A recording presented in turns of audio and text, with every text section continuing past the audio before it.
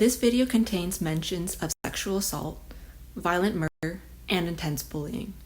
Please watch at your discretion, and remember to prioritize your well-being.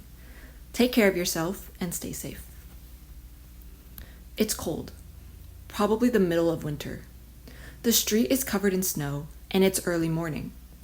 You can see the sun just starting to rise, casting a soft, golden light on the buildings along the road. 2 police officers are getting ready to tow a black Beamer.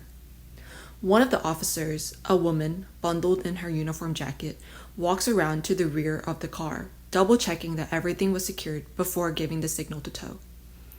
That's when she notices something odd. Blood has seeped through a layer of ice stuck to the trunk. SVU detectives arriving on the scene. Detectives Olivia Benson and Elliot Stabler. Caucasian female. No ID or nothing.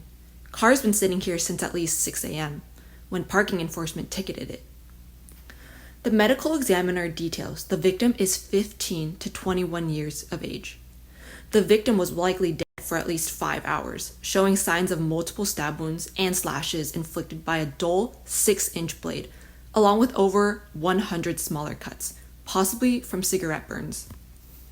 She also has several contusions and head trauma, suggesting that these injuries occurred before her death.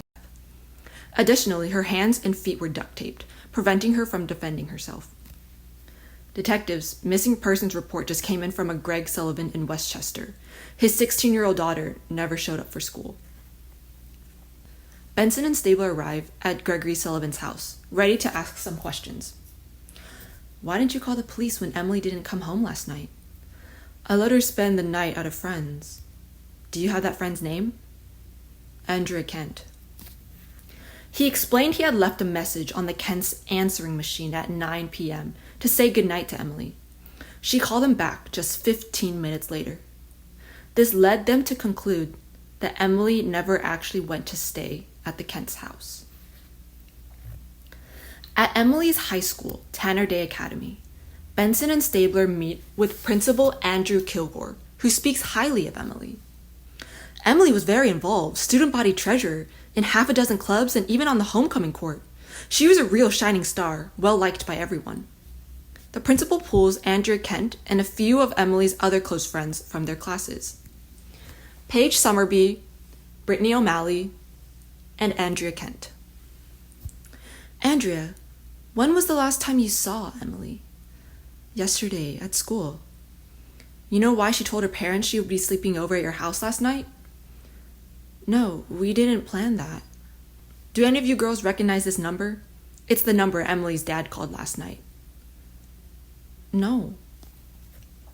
Stabler asks to use the school phone and dials the number. The room is quiet, save for the sound of a phone ringing. Suddenly, Brittany O'Malley's cell phone lights up, and she reaches to answer it, her face crumbling as she starts to cry. Hi, you've reached the Kents. Please leave a message. Through tears, Brittany confesses that Emily asked her to do it. Emily was afraid she'd get caught if she tried to sneak out. When Emily's parents call Brittany's cell phone, Brittany calls Emily, and then she calls home. So what was so important that Emily had to get out of the house? She was supposed to have some big romantic date. Do you know the date's name? Just that he was like 23. The location is a low-budget energy drink commercial set. The set looks amateurish. It's on an outdoor stage in the middle of a park. Lucas Croft, the actor in question, is dressed head to toe in a grape costume, apparently for some fruit-based energy drink commercial. We need you to answer a few questions for us. What is this about? Emily Sullivan, your underage girlfriend. Look, we had a couple of dates. I didn't know she was 16. As soon as I found out, I broke it off. Come on, have you seen Emily? She looks like she's 20. Now she looks dead. You do know anything about that? No. God, what happened? She came into the city last night to meet you. She got murdered. I swear we broke up. I was on a movie set last night. You're in a movie? I'm an extra. I was there till 4 a.m. this morning. Emily did not meet with Lucas the night she was murdered. So where did she sneak up off to? Captain Donald Cragen introduces a new clue for us. Emily Sullivan's cellular company just reported an outgoing call on her phone to a 900 sex line. GPS tracked it within 100 yards. Closest possibility is a comic book shop. At the comic book shop, a male clerk is seen talking into a bright pink cell phone. This is a nice pink cell phone. You're under arrest there, Emily. For what? For the murder of Emily Sullivan. No, wait. I found that phone. I was out of town until this morning at Cosmic Con. Please, I'll pay for the calls, but I didn't kill anyone. Where'd you pick up the cell phone? In the street, a couple blocks away. TARU stands for Technical Assistance Response Unit. It's a specialized unit within certain police departments, particularly the NYPD, responsible for providing technical support during investigations and operations. You're in luck. That phone company archives text messages every 14 days, as he hands the detectives a fat stack of papers. There's gotta be thousands of messages in here. How did she have the time to do anything else? Now, this is very deep stuff. Danny is so 10 O's. Oh, cute. Listen to this. Keep your fat mouth shut. And then later that day, we're all just waiting for you to kill yourself. There's pages of this. Who sent them? Emily. To somebody else. As a recap, Emily, the popular, well-liked, all-rounder student, is sending disgusting text messages to Agnes Linsky. Mr. Linsky opens the door. Can I help you? Mr. Linsky, do you have a daughter named Agnes? Yeah. Is she friends with an Emily Sullivan? You guys know damn well that bitch is not my daughter's friend. Go bother her parents. They deserve it.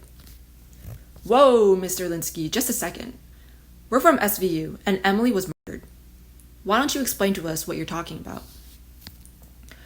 We've been trying to get a restraining order against that girl for over a year, and nobody cared. Now someone kills her, and you're acting like it's some kind of tragedy? She made my daughter's life miserable, and God help me, I'm not sorry she's dead. Now we're back at Tanner Day Academy, Emily's school.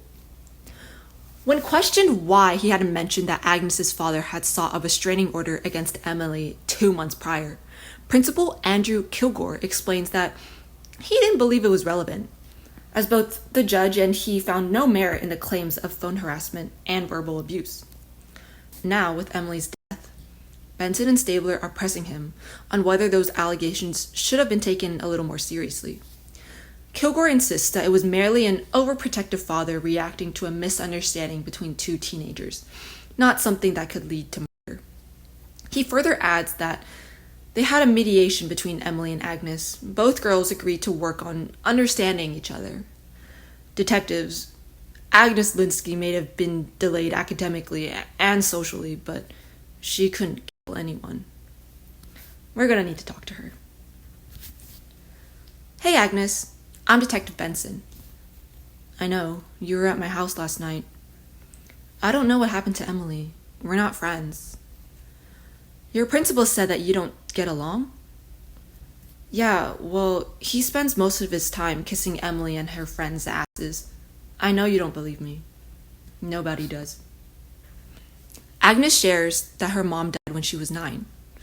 And she was 12. Emily started a cruel rumor that her mom left because she couldn't stand how ugly Agnes was. Brittany and the other girls were awful, but Emily singled Agnes out, making her a special project. Emily would pretend to be her friend for a week, only to use it against her.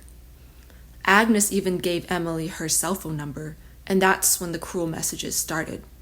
Comments about how fat she was and how she should kill herself because no one liked her. The phone, a gift from her dad who had saved up to buy it, became a source of torment, and now she barely even uses it. Agnes admits that her dad is angry about what's happening, and that makes her feel even worse, like she's disappointing him. Every day the bullying builds up, and it gets to a point where she doesn't even want to get out of bed in the morning. I know it sounds awful, but I'm happy. I'm happy she's dead. Back in the SVU squad room, the team finds out Pat Linsky, Agnes's dad, was bartending from 8 to 4 the night of Emily's murder, but Agnes was home alone. We really think she's capable of something like that? If pushed hard enough, the sadistic nature of the attack could also be explained by the fury of someone who doesn't know how to kill.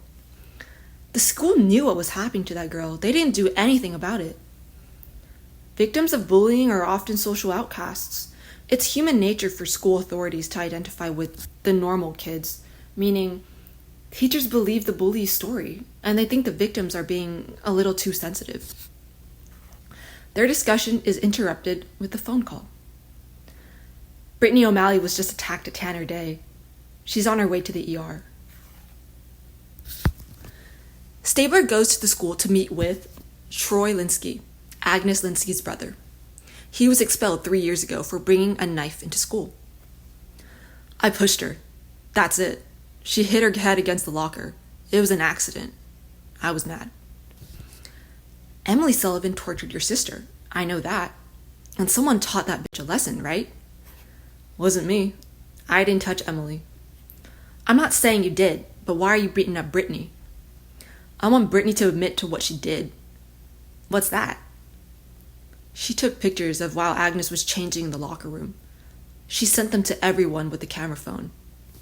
Brittany sent a photo of Agnes changing in the girls' locker room, and she sent them to 20 different people. Troy only got it because one of his friends forwarded it to him.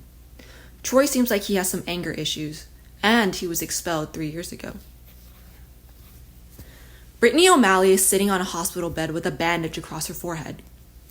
Benson approaches her. Is your head feeling all right? No, it kills. I just don't want a scar. Well, I think it's going to be just fine. Oh, well, thank you, doctor. You can leave now. You know what, honey? I will, but not before I ask you a couple of questions. Why do you think Troy Linsky attacked you? Because he's psycho. His whole family is crazy. Did you see Agnes today? She's kind of hard to miss. Did you talk to her? Why would I? You know what, Brittany? I'm starting to wonder why it is you girls do any of the things that you do. Did you take this picture of Agnes and send it around to your friends? Keep in mind, we can trace it back to the sender, in case you're thinking about lying to me again. Look at it. I'm sorry I did it. Why would you do that, Brittany? To get back at Agnes. To get back at her for what? Everyone knows that you spoke to her today. Because she did it, didn't she? She did it. She killed Emily. She killed my best friend.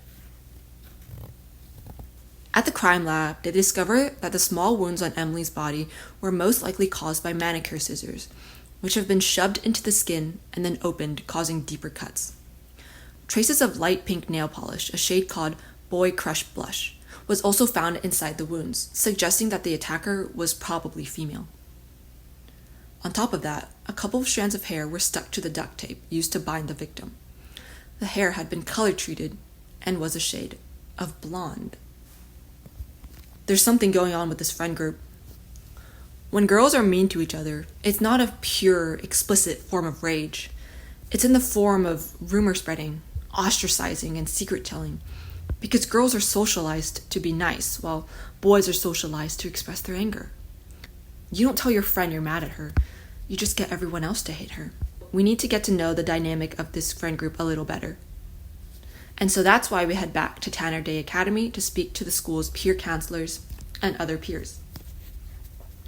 There's a lot of pressure being popular. Everyone's always watching you, waiting for you to screw up. It was really hard for Emily. We lived next to each other since nursery school. We used to play together all the time. She got in with the popular crowd in middle school, and I didn't see her as much. I guess we were home friends. Sounds kind of lame. Not at all, Terry. Friendships are always changing. What's sad is she was really starting to pull away from these girls. She was thinking about college, meeting new people. She didn't really like Brittany.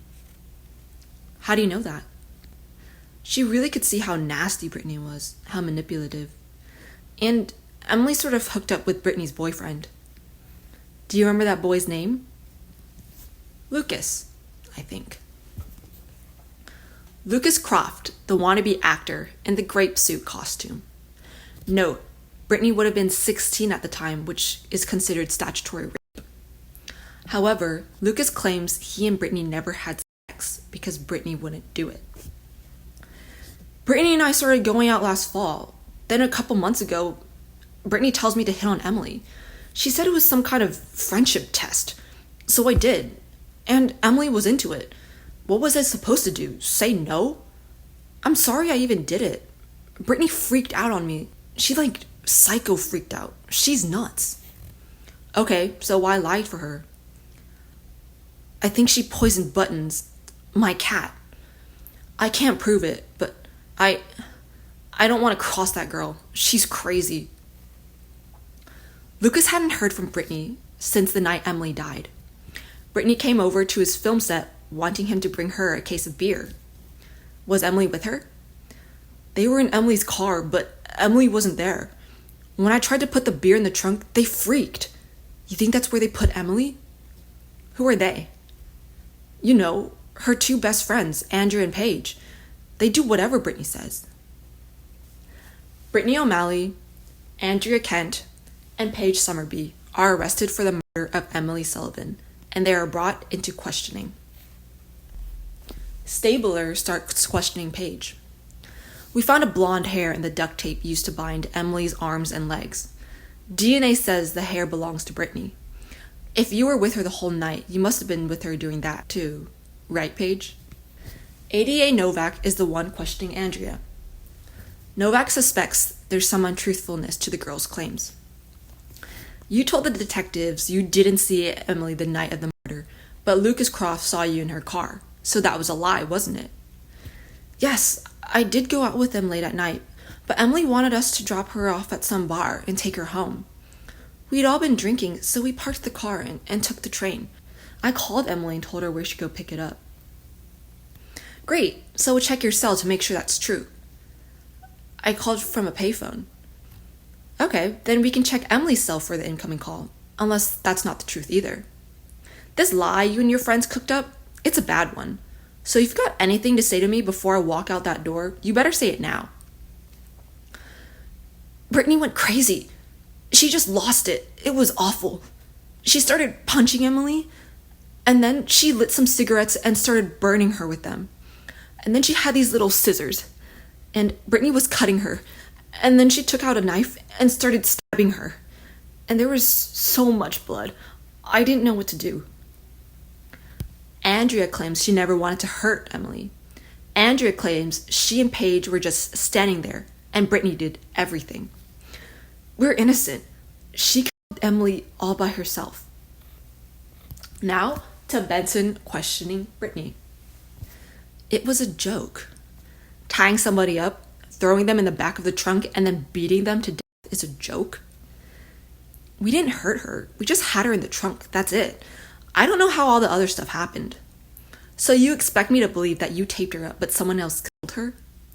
Look, all we were trying to do was to teach her a lesson. What lesson? That you can't do whatever you want. There are rules. What rules? You can't steal someone else's boyfriend. They didn't do anything. I'm glad you're saying that, Brittany, because it's consistent with your friend's story, that they're all innocent and you killed Emily all by yourself. They're not saying that. Well, you better believe they are, little girl. What are they saying? That you killed Emily because she stole your boyfriend. Oh, and that you're nuts. Where are they?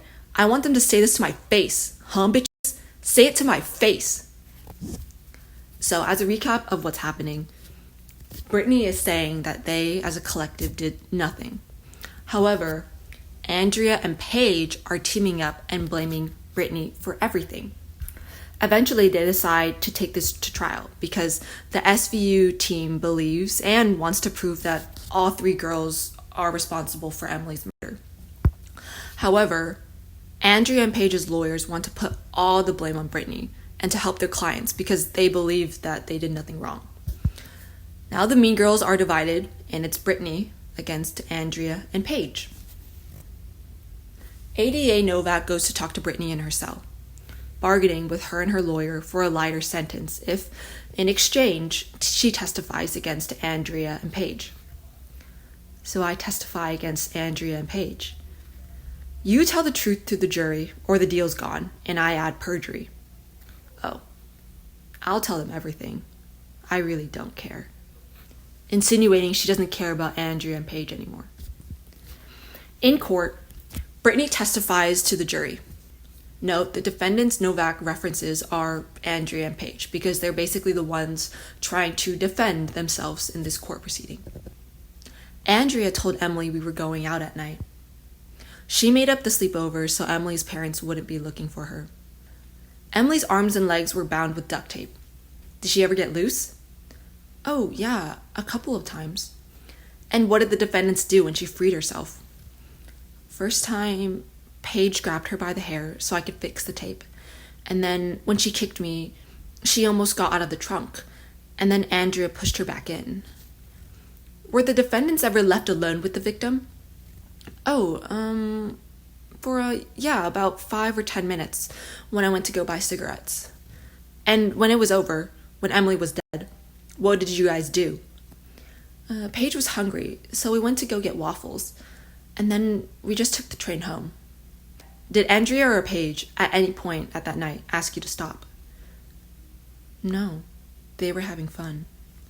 Now Andrea takes the stand. She's questioned by her own lawyer, also known as direct examination. During direct examination, the lawyer asks questions designed to allow the defendant to explain her side of the story, provide evidence, or clarify details relevant to the case. Brittany says you planned a lot of it, Andrea. You got Emily to leave her house that night. I thought we were just going to talk to her about how she wasn't being a good friend. The only reason I set it up was because it was my birthday. I told her we were going out to celebrate. So you never suspected that Brittany wanted to kill Emily? No way. I wouldn't have gone. Why didn't you stop her? I couldn't. You don't say no to Brittany. You have to go along with her. I'm so sorry. Now it's ADA Novak's turn to question Andrea. This is called cross-examination, where the opposing lawyer aims to challenge the witness's testimony, test their credibility, or highlight inconsistencies in their statements. Usually there involves more pointed and leading questions compared to direct examination. You feel bad now for everything that happened to Emily. Yes, when I got home that morning, I threw up. But I was afraid. Of getting caught? Of Brittany? No. I was afraid if I told, Brittany wouldn't be my friend. You said your cover story was going out to celebrate your birthday. January. That makes you a Capricorn, right? Yeah. What's your birthstone? Objection. Relevance. Getting to it, Your Honor. Hurry it up, Miss Novak, says the judge. The witness will answer the question. My birthstone's garnet. That's what I thought. I see you're wearing a class ring, but that's my birthstone. Sapphire. September birthday. You know who else had a September birthday, Andrea? Didn't Emily had a September birthday? I don't know. Emily had a class ring. It was engraved with her name. It was never found with her body. Your Honor, would you instruct the defendant to remove her ring? Hand it to me, Miss Kent. Paige gave it to me. She took it off of Emily after she was dead. You're a liar. You took her Prada purse. And she's got Emily's clothes too, the one with all the blood on them. If you felt so bad about what happened, then why are you wearing a dead girl's ring? The jury found all 3 girls guilty, and they will be sentenced to prison. Before Benson, Stabler, and Novak can celebrate, Stabler gets a phone call. Shots fired at Tanner Day. Benson and Stabler arrive at Tanner Day Academy and make their way to Agnes's locker. They find it, along with the lockers next to it, covered in spray paint that reads, Agnes the pig squealed. To make matters worse, a dead pig hangs ominously in front of Agnes's locker. Officer, who was shot? I don't know. She was a senior. Real popular. It's a shame. Agnes is spotting on site, being arrested, and read her Miranda rights. You have the right to have an attorney present now or in the future. If you can't afford an attorney, one will be appointed to you by the court. Do you understand these rights as I've read them to you? Agnes, what happened? They went to jail, and it didn't even make a difference. It was never going to stop. No matter what anybody did, it was never going to stop. Even with her bullies arrested, nothing changes for Agnes. The bullying continues, relentless. She had hoped that their arrest might put an end to it all, but despite everyone's efforts, it feels like it will never stop. The National Center for Education Statistics reported that in 2021 to 2022, around 19% of students aged 12 to 18 experienced bullying at high school. Of these students, 22% said that the bullying took place online or through text messages. Bullying doesn't always stop after graduation. In a survey of 2,000 U.S. adults, 31% reported being bullied as adults. Please be safe and please be kind to one another.